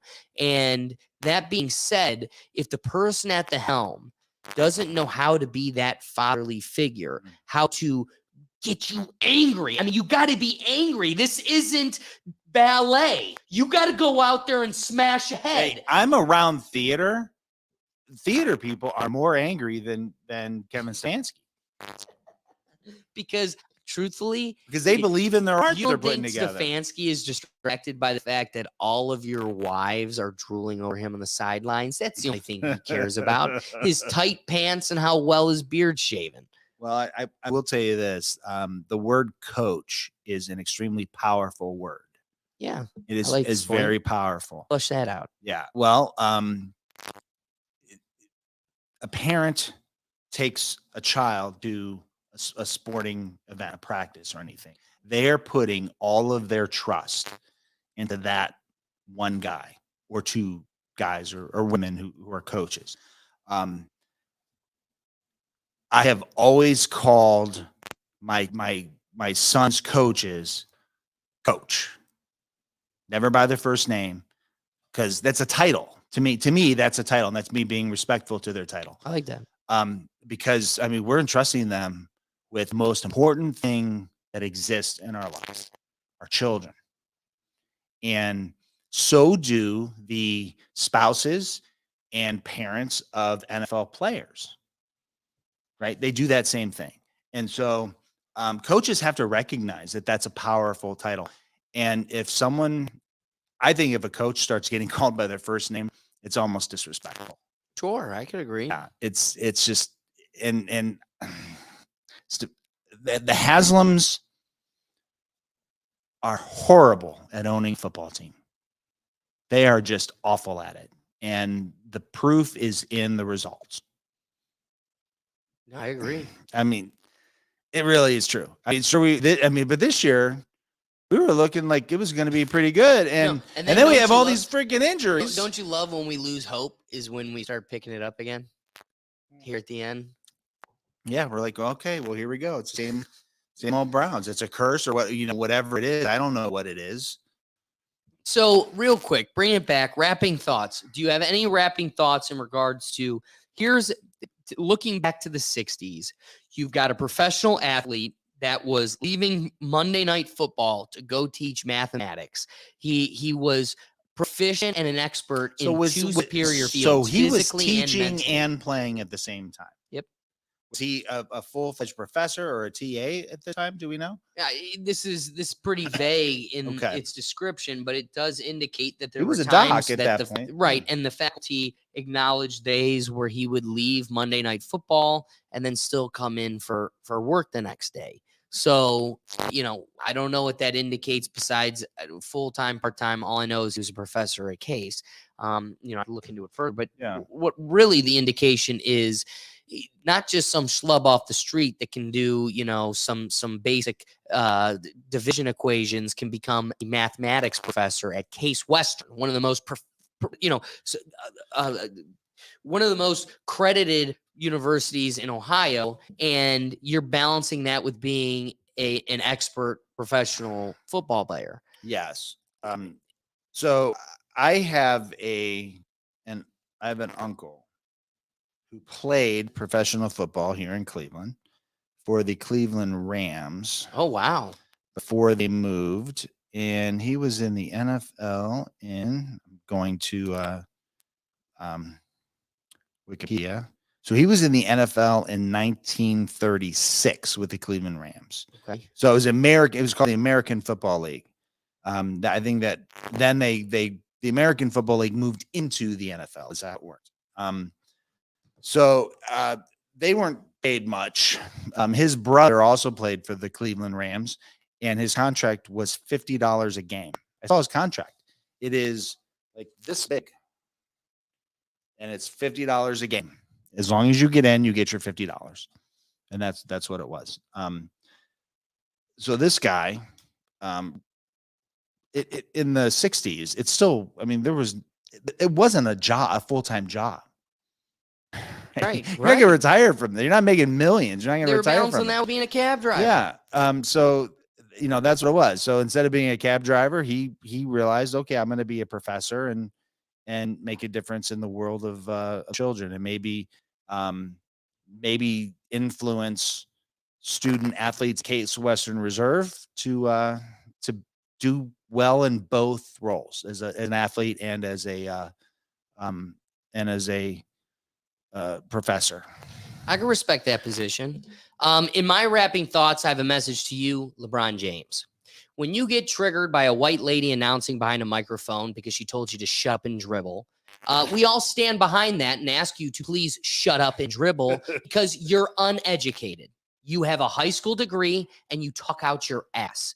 This is different, and I want to draw upon this for a specific reason.